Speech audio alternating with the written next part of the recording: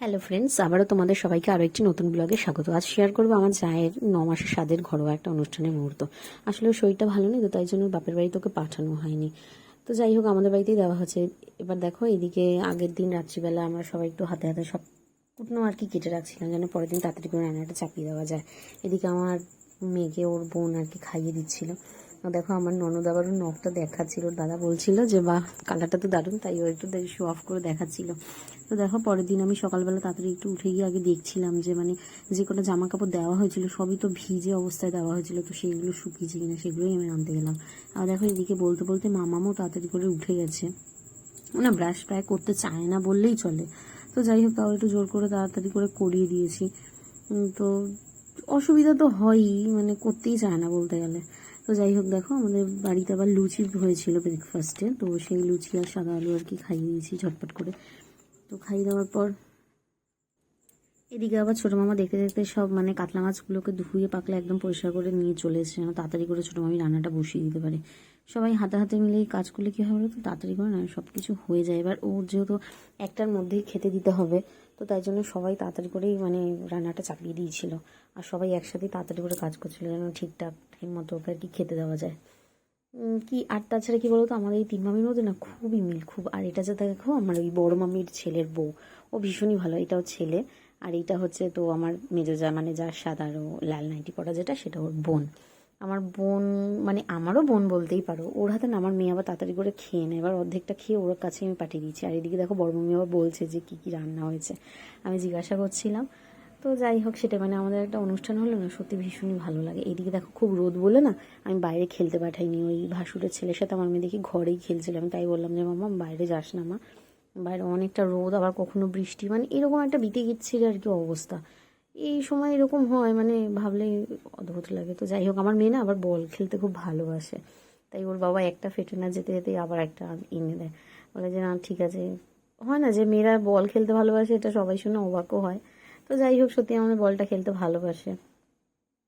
এবার ও যেহেতু এইটা ভালোবাসে না, তাই জন্য আমরা বলি ঠিক আছে, খেলনাবাটি না নিয়ে এটা নিয়েই খেলা করুক, চলো কিছু তো একটা নিয়ে চুপচাপ থাকবে। আর এইদিকে দেখো, বড় মামি আবার একটু কুটনো কাটতে বসছে, পরের দিন আবার নতুন করে একটু কাটতে হয়েছিল। আর এদিকে দেখো, মামি রান্না চাপিয়েও দিয়েছে কাতলা মাছের কালিয়াটা। খেতে কিন্তু জাস্ট ওয়াও হয়েছিল। প্রথমে ভালো করে কড়া করে আমরা অবশ্য ভেজে নিই, অনেকে আবার ভাজে না, কিন্তু আমরা ভেজে নিই। আর দারুণ হয়েছিল, জাস্ট ওয়াও হয়েছিল খেতে, সত্যি সত্যি। আবার মামিকে সত্যি বলছিলাম যে মামি, পুরো মনে হচ্ছিল যে অকেশন বাড়ির মতন রান্না হয়েছে। তো মামি বলছিল যে না না, বেশি বলছে। আর এদিকে দেখো, আমার শাশুড়ি আবার মেজো জায়ের মা বাবা এসছে, তো তাদেরকে খেতে দিচ্ছিল। এবার মাসি মেশো না হাসে না, তাই মা বলছিল যে দেখো ওরা হাসছেই না, ওদের বলো হাসতে, নয়তো ভালো ছবি উঠবে না। আর দেখো, ওদের বাড়িতে আবার পুলি পিঠে করার নিয়ম আছে। এখানে 3জন মিলে একসাথে পুলি পিঠে করছিল, 3 এও মিলে আর কি ধরতে হয়। তো সেটাই আমার শাশুড়ি দেখছিল। দেখো, আবার বলে যাচ্ছে, আমি এডিট করছি বলছে, বুঝতেই পারছি না আমার শাশুড়ি মাঝখান দিয়ে কথা বলছে। তো দেখো, বলতে বলতে হয়ে গেছে পিঠেটা করা। সত্যি মাসি ভালোই রান্না করে, সত্যি দারুণ চুষিটা করেছিল। যাই হোক, আমি না বুঝি না পুলি পিঠে কোনটা চুষি কোনটা। তো যাই হোক, দেখো এদিকে আবার মেজে যায় স্বাদের ওদের স্বাদের দিন আর কি তুলসীর মালা পরতে হয় আর তাগা পরতে হয়। ও স্নান হয়ে গিয়ে আমাকে বলছিল যে আসো আমাকে একটু পরিয়ে দাও, আমি নিজে পড়তে পারছি না, আর মাসিও ভালোভাবে পড়তে পারবে না। তো তাই জন্য আমি আবার গিয়ে ওকে একটু তাগাটা পরিয়ে দিলাম, লাল তাগা আর কি, ওটা কোমরে পরিয়ে দিয়েছিলাম। আর তুলসীর মালাটা পরিয়ে দিয়েছিলাম। এটা ওদের রাখতে হয় একদিনের মতন আর কি, ধরো যেদিন পড়বে তারপরের দিন ওটা আবার স্নানের পর বা আগে হোক খুলে দিয়ে জলে দিয়ে আসবে। তো সেটাই করেছিল, ভাসুর গিয়ে বা শাশুড়ি গিয়ে হয়তো দিয়েছে, আমি এক্স্যাক্ট জানি না। তো সেটাই আমি ওকে বলছিলাম যে টাইটটা ঠিক হয়েছে তো, কারণ বেশি টাইট করলেও যদি আবার কষ্ট হয়। আর ওর এমনি শরীরটা একদমই ভালো নয়, একদম সময় হয়েছে তো। তো সেই জন্যই আমি ভাবছিলাম যে ওর যেন কষ্ট না হয়। আমি ওকে বলছিলাম যে শাড়িটা যেন বেশি টাইট না করো, তোমার যেন কষ্ট না হয়। আর ওর নিঃশ্বাস নিতে খুব কষ্ট হচ্ছে, বসতে পারছে না, উঠতে পারছে না, সব কিছু ভীষণ অসুবিধা হচ্ছে। তারপরে ও আমাকে বললো যে আমাকে একটুখানি আলতা পরিয়ে দাও। আমাদের মধ্যে আবার কি বলো তো, ওদেরাই ওদেরকে আলতা পরিয়ে দিতে হয়, আনমেরিড কেউ পারে না পড়াতে। আর সাদের দিন, বিয়ের দিন তো নাই। তো যাই হোক, আমি ওকে তাড়াতাড়ি করে আলতা পরিয়ে দিয়েছি, কারণ খাবারেরও সময় হয়ে চলে এসছে। আর দেখো, মোটামুটি আমরা 1টার মধ্যেই ওকে খেতে দিয়ে দিয়েছিলাম, কারণ বেশিক্ষণ টাইম ছিল না, 1টা থেকে 2টোর মধ্যেই বসাতে হতো।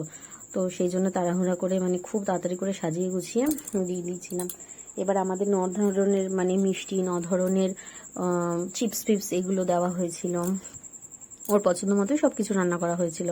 তারপরে দেখো এই যে সব যে পিছনে পুচকা পাচকাগুলো দাঁড়িয়েছিল সবাই আমার ভাসুরের ছেলে, ননদের ছেলে, আমার মেয়ে। আর দেখো প্রথমেই আশীর্বাদ শুরু করলো আমাদের মা, মানে আমার শাশুড়ি আর কি।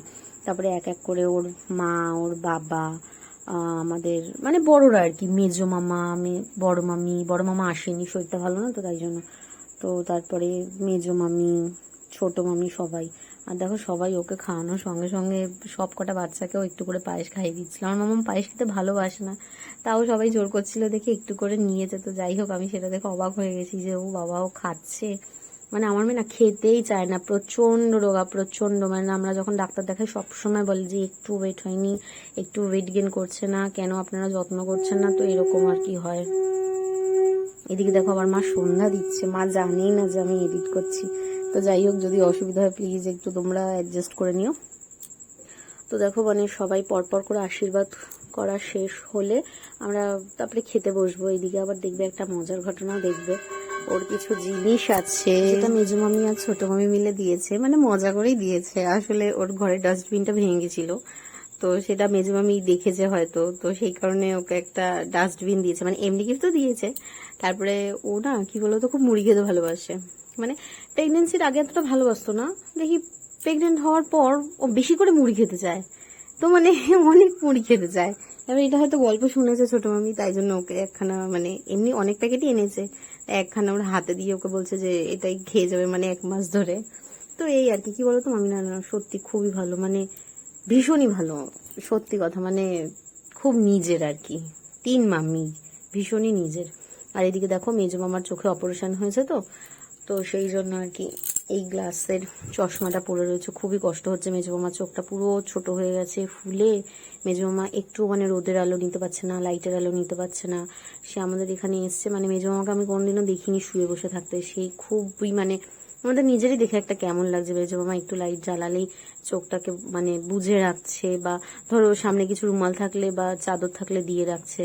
এবার আমরা সেটাই বলছি যে মানে এত কষ্ট করেও মেজো মামা যে এসছে না, সত্যি খুবই ভালো লেগেছে। ছোট মামা এসেছিল, কি বলতো, ছোট মামার আবার কাজ ছিল বলে ছোট মামা সবাইকে দিয়ে চলে গেছে, আমার না হয়তো আসবে নিতে।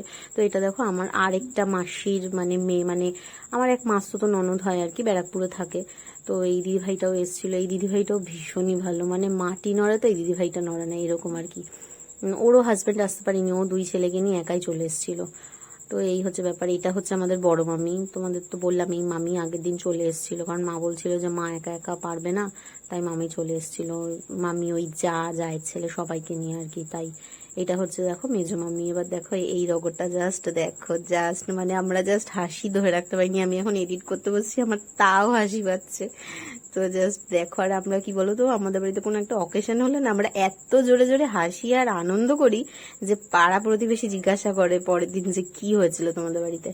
তো যাই হোক, এদিকে কি বলতো, মানে আমার মেজো আবার মিষ্টি খেতে খুবই ভালোবাসে, খুব। মানে ওকে যদি তুমি সারাদিন মিষ্টি দিয়ে বসে রাখো, ও সারা দিন ধরে মিষ্টি খাবে, মিষ্টি আর মাংস। এই দেখো তোমাদের বলছিলাম না, এই দেখো ছোট মামি, দেখো কি হাসি, দেখেছো ছোট মামি, জাস্ট ওয়াও। সে মানে পুরো 32টি দাঁত বার করে, সবাই, শুধু ছোট মামি না, সবাই সবাই মামিকে দেখে সবাই অবাক হয়ে গেছে, মামি এটা কি গিফট করছে। তো যাই হোক, ওকে দিয়েছে, অন্য কিছু দিয়েছে তার সঙ্গে, আসলে ও খুব খেতে ভালোবাসে তো তাই জন্যে। আর সেটাই, মানে কি বলতো, এই সময়টা যে যা খেতে ভালোবাসে তাকে সেটা দেওয়াই মানে আমার মনে হয় যে সব থেকে ভালো। তো যাই হোক, আর ও মিষ্টিও খেতে ভালোবাসে, তাই জন্য নানা ধরনের মানে 9 পদের আর কি মিষ্টি আনা হয়েছিল।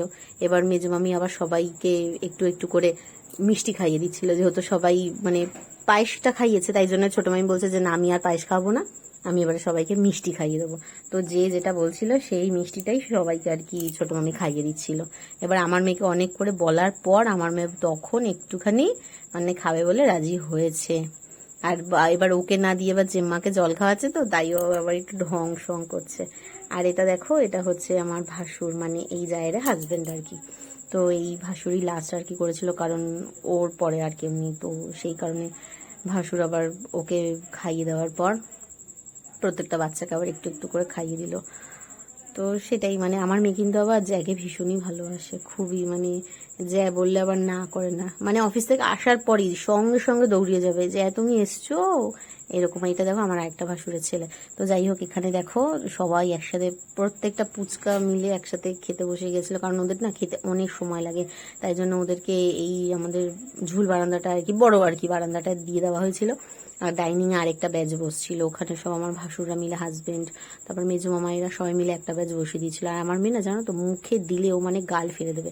আর এটা দেখো একদম লাস্ট ব্যাচে আমরা বসছিলাম, মানে মাসি, মা, তারপরে ধরো বড় মামি, মেজো মামি, ছোট মামি, সবাই আর কি আমরা মিলে বসছিলাম। আর আমাদের দেখো দিচ্ছিল ওই মামাতো যা, মামাতো ননদ, আর ওই মাস্তুতো ননদ, এরা তিনজন মিলে আমাদেরকে পরিবেশন করছিল। তারপরে ভাসুরও একটু এসে জল টল ভরে দিল, যে পারবে কিনা একসাথে। এমনি কিন্তু খুবই ঘরোয়া জানো তো, মানে আমাদের বাড়ির সব কটা ছেলেই ভীষণই ঘরোয়া। তো যাই হোক, এইদিকে আবার দেখো আমার ননদ তাকিয়েই রয়েছে যে আমি ব্লগটা করে যাচ্ছি, আমাকে বলছে বৌদি তুমি তাড়াতাড়ি করো, আমি তো দাঁড়িয়ে রয়েছি। আর দেখো জোর করে ইচ্ছে করে আমাকে লেজাটা দিয়ে যাচ্ছে, আমি বলছি নেবো না, কারণ অনেকটা বেলা হয়ে গেছে তো, মামা মেয়ের ঘুম পেয়ে গেছিল, এবার লেজটা নিলে না অনেক টাইম লেগে যায়, তাও আমাকে জোর করে দেখো দিয়ে গেছে। আর আমার ঘরে তো পুরো মানে জাস্ট বাচ্চা পার্টি শুরু হয়ে গেছে, মানে যে যার মতো গেম ফেম নিয়ে শুরু করে দিয়েছে, মোবাইল টেপাটিপি করা, এসি ফেসি অন করে কি অবস্থা। আর আমার মেয়েদের দিকে ঘুমাবেই না, সে এতগুলো দাদা ভাইয়ের একটা মাত্র বোন, তো সেই আদর সেই আদর, ব্যাস মানে দাদারাও বোনকে ছাড়তে চাইছে না, আর ও সেই কিছুতেই ঘুমাবেই না, আর এরাও কেউ যাবে না। তারপরে দেখো বিকেল না হতে হতেই সব মায়ের ঘরে বসে আরেকটা বেশ মজার আসর বসিয়ে দিয়েছিল। মানে সে দেখেও ভালো লাগে যে একটা অকেশনে কি হয় বলো তো, সবাই একসাথে হয়ে বেশ গল্প গুজব করতে না সত্যি ভালো লাগে। আর এইদিকে দেখো আবার মেজো ঘরের পাশের ঘরটাতে, মানে আমাদের মেজো জায়ের আর কি ঘরের পাশের ঘরটাতে, মেজো জায়ের বোন, ভাসুরের ছেলে, আমার মেয়ে সবাই দেখো একসাথে বসে আবার গেম খেলছিল। সোনালীকে পেলে ওরা দুটো বাচ্চা খুবই ভালো থাকে। তো যাই হোক দেখো, এই লাস্ট পরিস্থিতি আমার ঘরের কি অবস্থা, উফ কি যে হবে জানি না।